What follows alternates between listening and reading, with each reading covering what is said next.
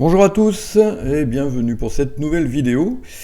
On va aborder un thème qui a l'air simple, que la plupart des gens pensent bien connaître, mais j'en suis pas tout à fait aussi persuadé et je pense que vous allez peut-être être un peu surpris. Bien, alors avant d'entrer dans le vif du sujet, la petite page de pub habituelle concernant mes stages et voyages, et le tout nouveau tout beau qui vient de sortir pour la Crète, donc du 20 au 27 mai prochain, dans un hôtel qui a l'air d'être vraiment super, noté 9 sur 10 sur Booking, ce qui est vraiment rare.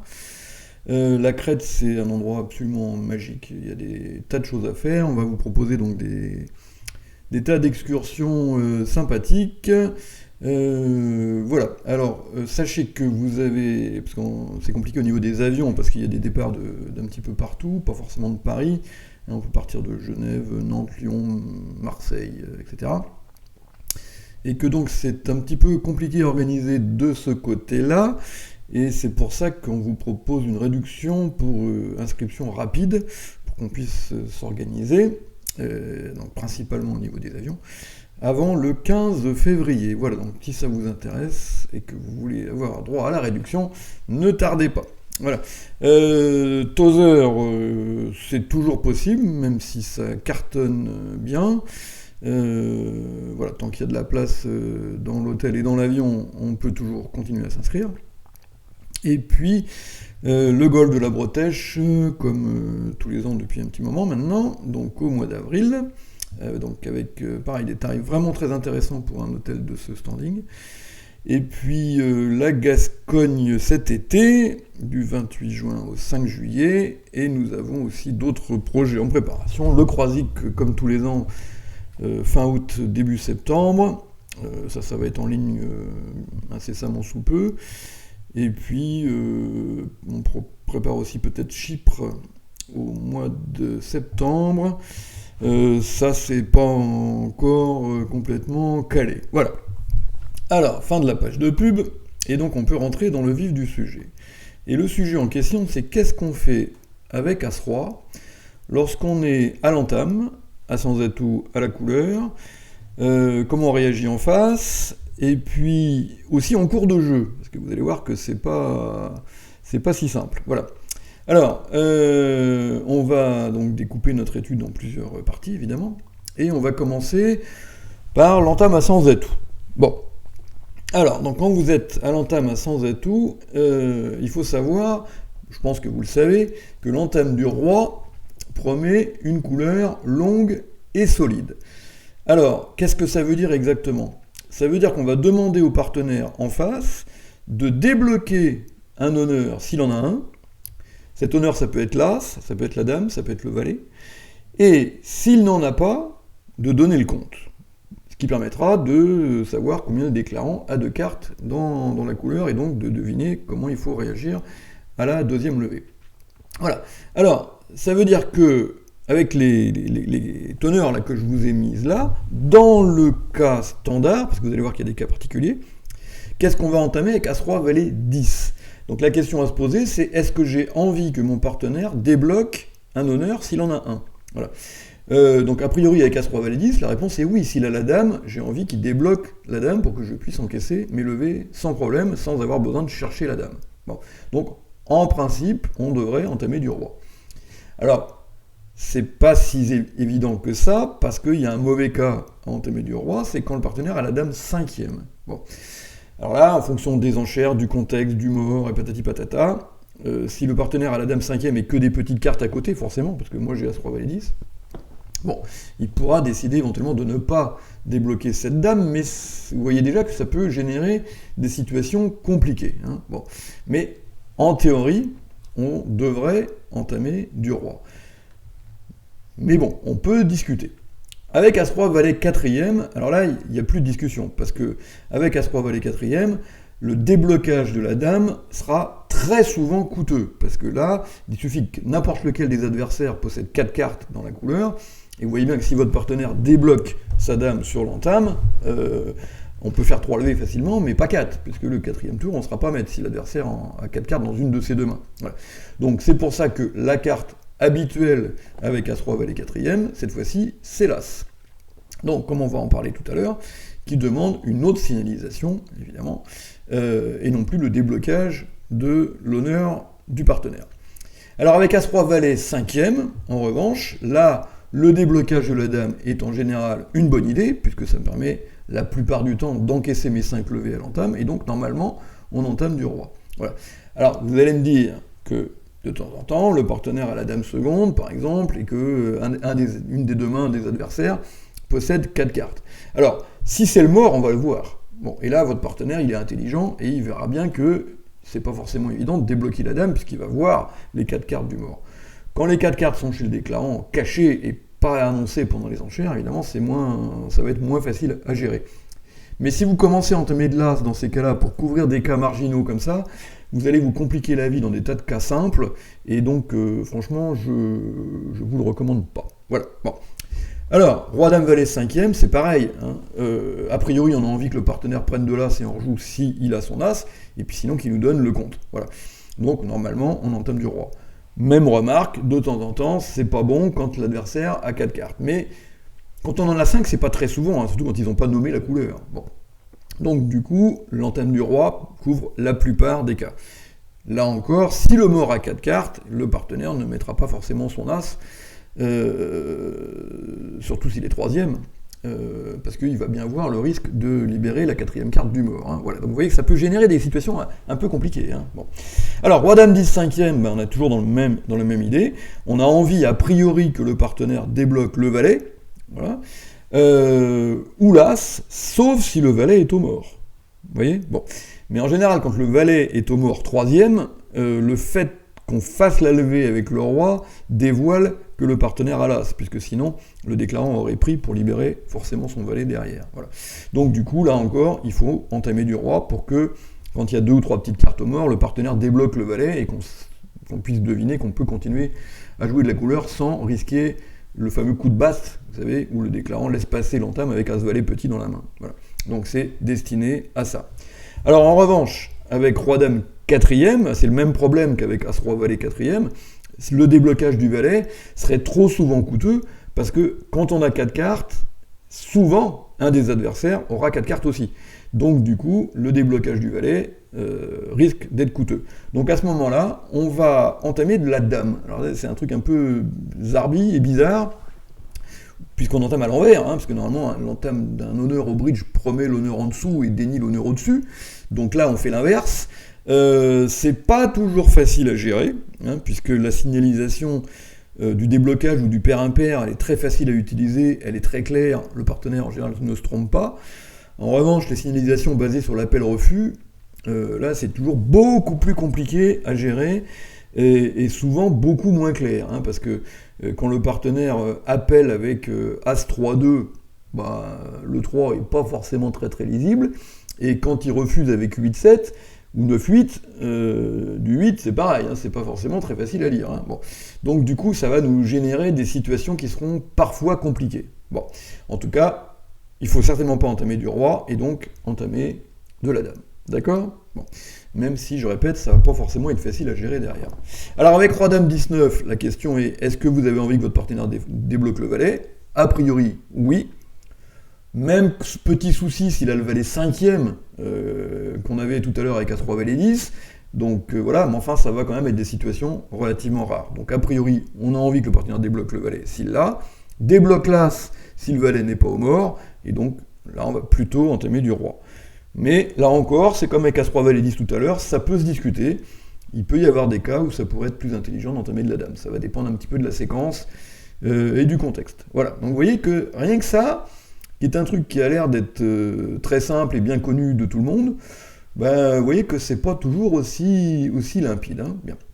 Alors, on va regarder quelques exemples avec les 4 jeux, en commençant par des exemples simples, et puis en allant après dans des choses éventuellement un petit peu plus complexes. Alors, un sans atout, 3 sans atout, votre partenaire entame du roi de pique. Bon, donc ça, c'est l'exemple typique, simple. Il vous demande de débloquer l'éventuel honneur que vous pouvez avoir. Bon, bah donc vous obéissez tranquillement et vous mettez votre dame de pique. en principe, votre partenaire devrait posséder soit As-Roi Valet 10, il va encaisser les 4 premières levées, soit As-Roi Valet 5e, et il va pouvoir encaisser facilement les 5 premières levées. Si vous mettez, si on utilise une autre signalisation à base d'appel-refus, le 7 serait pas forcément clair, votre partenaire ne savait pas trop ce qui se passe, et il risquerait d'être beaucoup plus ennuyé. Là, ça a le mérite d'être simple. Voilà. Alors, vu de l'autre côté, vous entamez du roi, donc 100 atout, 300 atout, et voici la première levée. Donc là, vous pouvez en déduire que votre partenaire n'a pas la dame, puisque s'il avait eu, il l'aurait débloqué sur l'entame du roi, et qu'il vous a indiqué son nombre de cartes. Donc le 3, c'est le plus petit du paquet, puisque vous avez le 2, donc votre partenaire devrait logiquement avoir 3 cartes à pique. Bon, 5, c'est pas possible, puisque d'abord, il aurait la dame, et puis en plus, il aurait le déclarant ouvert d'un son atout avec le 4 de pique sec, on va oublier ce cas-là.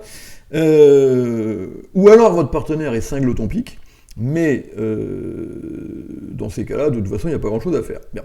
Et puis, si votre partenaire a donc le cas le plus banal et le plus probable, qui est 3 petits piques, vous voyez qu'à ce moment-là, le déclarant a la dame 3e. Bon.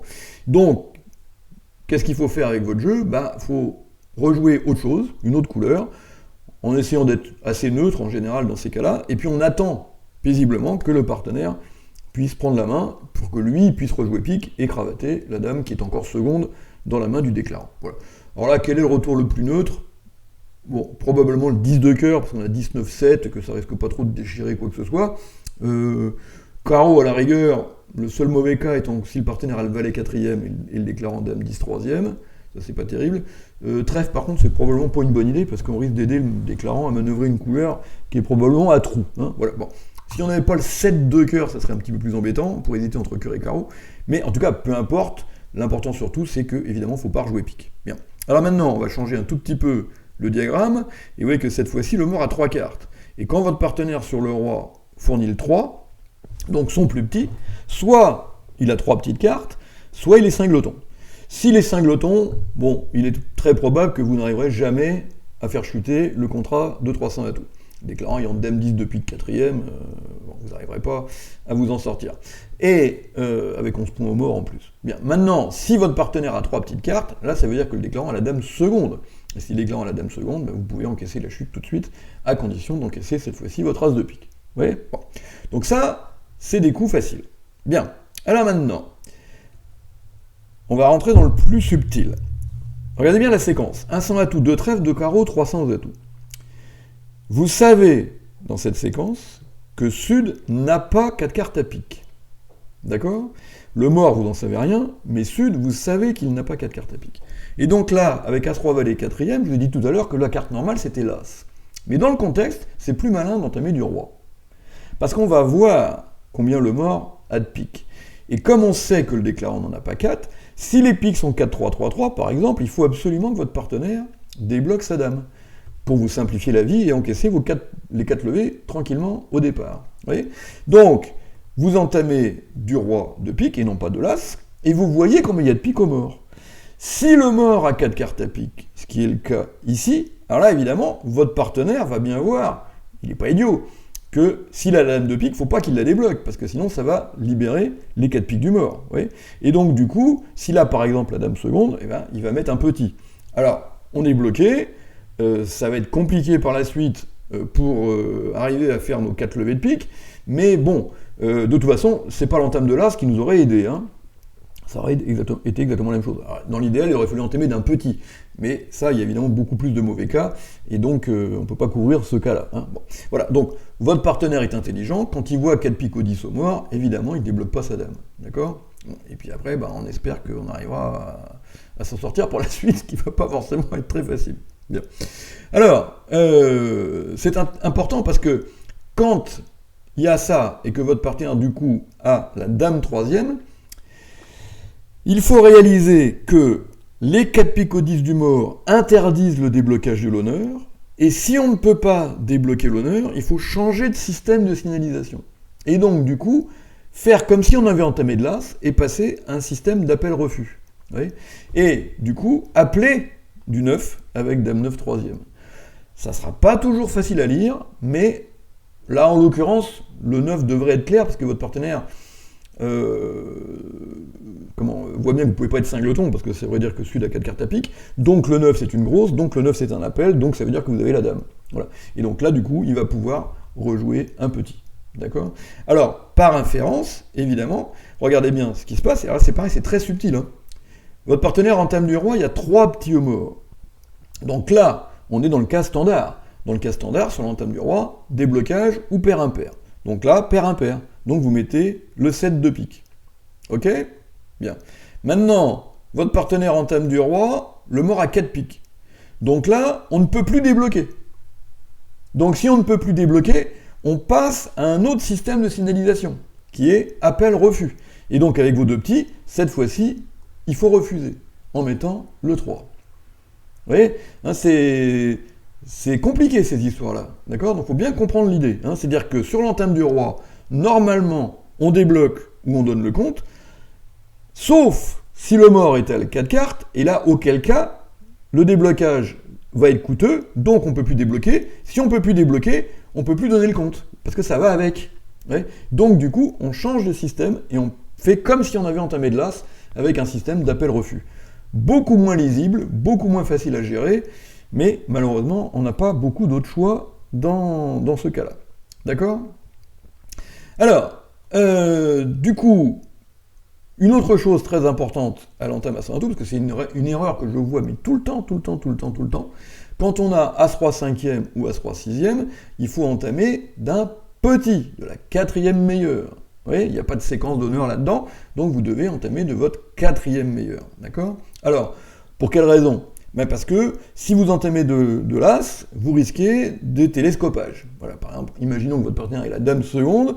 Voilà, vous voyez bien que sur l'entame de la 4e meilleure, on encaisse les 5 premières levées sans aucune difficulté. Si vous avez le malheur d'entamer de l'As, vous allez avoir du mal à en faire 2. D'accord? Et puis tout le reste de la couleur est compromis. La couleur est bloquée, le valet va arrêter, vous n'allez jamais réussir à faire vos levées, alors que vous avez les 5 levées à faire sans aucune difficulté à l'entame. D'accord? Bien. Un autre cas, par exemple, où l'entame de l'As serait catastrophique aussi, c'est celui-là. Si vous entamez de l'As, vous rejouez le roi, ou petit, peu importe, le déclarant à 2 arrêts dans la couleur, si vous entamez d'un petit, le valet fait tomber la dame, et au moins maintenant, dès que n'importe lequel d'entre vous prend la main, hop, on encaisse nos 4 levées sans problème. D'accord? Et le déclarant ne peut pas laisser passer. Hein. Si vous entamez de l'As, c'est le blocage, c'est la cata. Il y a un autre cas tout à fait banal aussi, où l'entame de l'As serait très mauvaise, c'est par exemple celui-là. Quand le déclarant est 3-3 dans la couleur et que votre partenaire a un petit doubleton, vous voyez bien que l'entame de la 4e meilleure lui laisse une carte à rejouer s'il prend la main avant vous. Vous voyez? Bon. Alors que si vous entamez de l'As, bah vous pourrez affranchir votre couleur sans problème, mais qui va prendre la main après, bah, c'est pas toujours vous, c'est peut-être votre partenaire. Et auquel cas, bah, il ne pourra plus en rejouer, évidemment, et la couleur ne sera pas.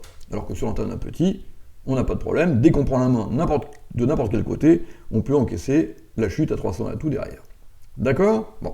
Alors évidemment, de temps en temps, vous allez tomber sur cette position-là. Voilà. Et là, vous voyez bien que bah, sur l'entame de la 4e meilleure, le déclarant fait une levée, alors qu'évidemment, si vous aviez entamé de l'As, il n'en aurait pas fait. Bon. C'est vrai, c'est exact, mais je vous rappelle que le bridge est une science statistique. Voilà. C'est pas quelque chose à 100%. Voilà. Bon.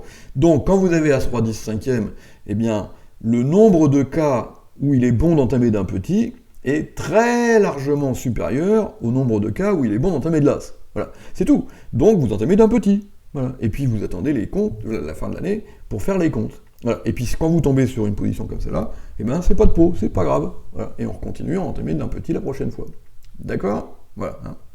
Alors, on va prendre un petit exemple vécu. 100 atouts, 300 atouts, vous avez cette main-là. Quelle est votre carte d'entame? Alors, toujours pareil, vous pouvez mettre sur pause hein, quand je vous pose une question et que vous voulez un petit peu de temps pour réfléchir. Voilà. Et là, la bonne réponse, c'est je vais entamer de l'As de trèfle. Alors, pourquoi? Bon, alors... l'entame, là on parle d'un cas particulier, mais l'entame en général, c'est quelque chose d'absolument fascinant, hein, et très intéressant, et très passionnant. Vous avez plein de choses sur Amour du Bridge sur l'entame, même s'il y a longtemps que j'ai pas fait des concours avec les experts, parce que c'est un petit peu compliqué à organiser, voilà. Mais vous en avez plein des anciens que vous pouvez retourner voir et retourner écouter, sur le site, puisque vous savez que tous les articles restent en permanence et ad vitam aeternam tant que je suis vivant. Il y a un chapitre particulier, d'accord, dans l'entame, c'est quand vous savez que votre partenaire a un jeu nul. Voilà. L'adversaire joue 300 atouts, vous avez 15 points d'honneur. Bon, inutile de vous dire que votre partenaire, s'il a un valet, ce sera déjà bien un miracle. Hein. Bon. Et que là, probablement, il a 0. Vous voyez bien. Et que tous les principes qu'on vient de voir, vous voyez, je retourne en arrière, d'entame du petit, sont basés sur l'espoir soit d'avoir un honneur chez le partenaire, la dame ici par exemple, d'accord, soit dans des cas comme celui-là, une reprise. Vous voyez ? Bon. Or, dans le cas qui nous occupe, ici, votre partenaire n'a ni la dame de trèfle, très très peu probable, il faudrait dire que l'adversaire joue à 23 points d'honneur. Bon. C'est un cas quand même trop marginal, même s'il n'est pas absolument impossible, mais il est très improbable. Et en tout cas, il n'a certainement pas une reprise à côté. Vous voyez ? Bon. Donc du coup, tous les avantages dont on a parlé de l'entame du petit par rapport à l'entame de l'as disparaissent. Vous voyez ? Bon. Alors, pourquoi entamer de l'as ? Parce que de temps en temps, on va tomber sur une position comme celle-là. Vous voyez ? Bon. Et que si vous entamez du petit, le déclarant fait la première levée avec le valet, et puis après il arrête encore avec la dame. Si vous entamez de l'as, vous pouvez rejouer le roi pour bouffer le valet, rejouer le 10 pour forcer à la dame, et vous avez libéré toute votre couleur. Et comme c'est vous qui avez les reprises, eh bien, c'est pas grave de ne pas avoir gardé les communications ouvertes avec le partenaire. D'accord ? Voilà. Donc ça, c'est des cas marginaux. Hein, voilà. Quand on entame en sachant que le partenaire n'a rien, c'est simple, de toute façon, toutes les règles habituelles d'entame sont fausses. Voilà. Donc vous vous débrouillez tout seul, et vous faites comme vous le sentez. Ok ? Alors, on va déduire de tout ça que l'entame de l'as à sans atout provient en principe du As-Roi court. Voilà. C'est-à-dire As-Roi 3e ou As-Roi 4e. Donc là, on va entamer de l'as. D'accord ? On va voir le mort, le partenaire va nous signaler quelque chose, et on va décider de ce qu'on fait derrière. Ce qu'on fait derrière, ça pourrait être de rejouer le roi, ça pourrait être de rejouer un petit dans le cas As-Roi 4e, jamais avec As-Roi 3e évidemment, et ça pourrait aussi être de rejouer autre chose, vous voyez, hein, en fonction de ce qu'on aura appris à cette première levée. Vous voyez. Donc on en déduit que l'entame de l'as à son atout est en général une entame de recherche, c'est-à-dire qu'on cherche le partenaire. Vous voyez. Donc on cherche soit la dame chez le partenaire, soit une longueur. Voilà. Et donc dans ces cas-là, la signalisation évidemment ne va plus être la même, mais ça va devenir une signalisation d'appel-refus. D'accord ? Bon. Donc si le partenaire est intéressé par la couleur, il a envie qu'on en rejoue, il va appeler avec une grosse. S'il n'a pas envie, il va refuser avec une petite. Donc, on ne va pas marquer le pair impair. Hein, c'est pas comme sur l'entame du roi. Donc là, par exemple, un 100 atout, 300 atout, votre partenaire entame de l'as de pique. Donc s'il avait entamé du roi, on aurait mis le 9. Mais là, sur l'entame de l'as, il faut refuser avec le 3 pour dire que les piques, ça ne nous intéresse pas du tout. D'accord ? Donc, on ne va pas faire la différence entre 2 et 3 petits, hein, parce que dans les deux cas, on va refuser. D'accord ? Bon. Alors, si on a dame 9-3, par contre, là, on a envie que le partenaire continue dans la couleur, et donc là, on va l'appeler. Ok ? Donc là, on va mettre le 9. Alors évidemment, là, j'ai mis dame 9-3, donc le 9 va être clair. Si on a dame 3-2 ou dame 4-3, ça va être évidemment moins évident. Hein. Bon, voilà, il faudra que le partenaire regarde très attentivement les petites cartes pour s'apercevoir que notre 4 serait un gros. Bon, pas toujours facile à lire. Alors, on va appeler aussi avec la longueur. Ouais, ça, vous avez 4 ou 5 cartes dans la couleur, vous avez envie que votre partenaire en rejoue. Alors, il y a un problème qui est très difficile à résoudre. Est-ce que alors, si le partenaire a entamé dans As-Roi 3e, quand il en rejoue, il n'y a pas de problème, il joue roi et petit. Bon. Mais quand il a entamé dans As-Roi 4e, il a un problème, parce qu'il ne sait pas s'il doit jouer le roi ou un petit. Si on a appelé avec la dame 3e, il faut en général qu'il rejoue un petit, parce que sinon on va bloquer la couleur. Si on a appelé avec la longueur, en général, il vaut mieux qu'il rejoue le roi. Il n'y a pas de solution simple à ce problème. Ça va dépendre du mort, du contexte, des enchères, de la carte que va mettre le déclarant. Vous voyez, là par exemple, si votre partenaire a As-Roi 4e, il est probable que le déclarant a dame valet sec. Auquel cas, il va être obligé de fournir le valet, et quand vous aurez appelé, votre partenaire va comprendre que vous avez appelé avec la longueur et pas avec la dame. Bon. Si votre partenaire a entamé dans As-Roi valet 4e, ça va être beaucoup plus compliqué. Vous voyez ? Bon. parce que du coup, il va pas savoir s'il doit rejouer petit ou s'il doit rejouer le roi. En l'occurrence, il faudrait qu'il rejoue le roi, mais dans l'exemple précédent, il faudrait qu'il rejoue petit. Et donc c'est pas net, hein. Oui, bon, donc on va être confronté à des problèmes de signalisation parfois un petit peu compliqués, mais il n'y a pas, enfin moi je connais pas de solution à ce problème-là, hein. Bon, donc on essaie de se dépatouiller un petit peu avec les moyens du bord. Alors, le bridge, c'est un jeu logique, donc il faut être logique. Quand votre partenaire entame de l'as de pique et que le mort étale dame valet de pique quatrième, bon, il n'a pas voulu faire de Stemann avec son 4-3-3-3, c'est son problème, hein, bien, c'est pas le vôtre. Donc, là, il est évident que vous ne pouvez pas appeler à pique. Quand il y a dame valet quatrième au mort, ça peut pas être bon de continuer à pique. Oui, bon. Donc, du coup, la signalisation appel-refus n'a plus aucun sens. Bon, donc on ne va pas garder une signalisation qui n'a aucun sens. Alors maintenant, il faut vous mettre d'accord avec votre partenaire de ce qu'on fait. Par quoi on remplace cet appel-refus qui n'a pas de sens. Voilà. Alors, vous pouvez le remplacer par du pair impair, parfois c'est utile, hein, que votre partenaire sache combien le déclarant a de cartes. Vous pouvez aussi décider de faire un appel de préférence, pour lui essayer de lui indiquer plutôt dans quelle couleur vous aimeriez qu'il rejoue. Bon. Alors, ça peut effectivement être utile. C'est pas forcément très simple non plus parce qu'il y a 3 couleurs. Oui, et que donc les appels de préférence en général c'est bien quand il n'y a que 2 couleurs concernées. Quand il y en a 3 c'est compliqué. Oui, parce que là par exemple, bon, le 3 devrait être un appel à trèfle, mais si vous vouliez faire un appel à carreau, oui, enfin le 9 ça serait cœur, mais comment on fait pour appeler à carreau? C'est pas toujours évident. Alors s'il y a au mort une belle couleur longue, bon clairement on peut pas appeler dans cette couleur là, il n'en reste plus que 2, ça résout le problème. Mais quand le mort est comme ça, franchement, vous voyez que c'est compliqué. Donc, discutez-en avec votre partenaire, mais ça peut générer des choses compliquées. Alors, petite remarque au passage, le déclarant doit appliquer la loi et ne pas fournir le 2 de pique foulé. Je vous rappelle qu'il est obligé d'attendre au moins 10 secondes avant d'appeler le 2 de pique du mort. C'est la loi. Pourquoi cette loi est faite? C'est que justement, le est là, il a parfois un gros problème et qu'il ne peut pas le résoudre en un dixième de seconde. Donc il faut lui laisser le temps de le résoudre. Si le déclarant joue trop vite sa carte du mort, il perd son droit à réclamer si est hésite. Parce qu'il ne lui a pas laissé le temps de réfléchir. Oui, hein, donc c'est vraiment une loi importante. Tout le monde s'en fout, personne ne l'applique, et pourtant c'est une loi vraiment importante. Oui, bon. Alors, donc là, selon que vous avez décidé de jouer pair impair ou de jouer préférentiel, vous allez mettre le 9 ou le 3. Voilà, hein. Donc ça, c'est à voir avec votre partenaire. Quand le mort, sur l'entame de l'as à son atout, dévoile que clairement la continuation de la couleur ne peut pas être souhaitable. Voilà. Donc là, moi j'en ai discuté avec François il n'y a pas longtemps. Moi jusqu'à présent j'étais plutôt sur le pair impair, parce que je suis un grand malade du pair impair. Lui, il préfère plutôt qu'on essaie de faire un appel de préférence. Voilà. Bon, alors, je répète, quand il n'y a que 2 couleurs concernées, parce qu'il y en a une qui est clairement pas possible, ça va. Quand il y en a 3, c'est plus compliqué à gérer. Hein. Bon. Voilà. Donc, vous voyez que tout ça, c'est pas si simple. Hein. Bien. Alors maintenant, la petite appel. Alors, je ne sais pas si ça s'écrit petit P-E-T-I-T appel A de P-E-L. Parce que je vois pas trop ce que ça veut dire, ou alors si c'est une petite qui appelle. Hein, donc auquel cas ça se écrirait comme ça. Bon, j'en sais rien. Je ne sais pas comment ça s'écrit. Moi je trouve que c'est plus logique de l'écrire comme ça. Voilà, bon, enfin, à la limite, peu importe. En tout cas, de toute façon, qu'on l'écrive avec des E ou sans E, je déteste ça. Voilà. Alors, d'abord, parce qu'à mon avis, c'est plutôt du style pourquoi faire simple quand on peut faire compliqué. Hein, voilà, bon. Et puis, j'avoue que je n'ai jamais compris à quoi ça pouvait servir. Hein. C'est-à-dire que je ne vois pas les bons cas. Voilà.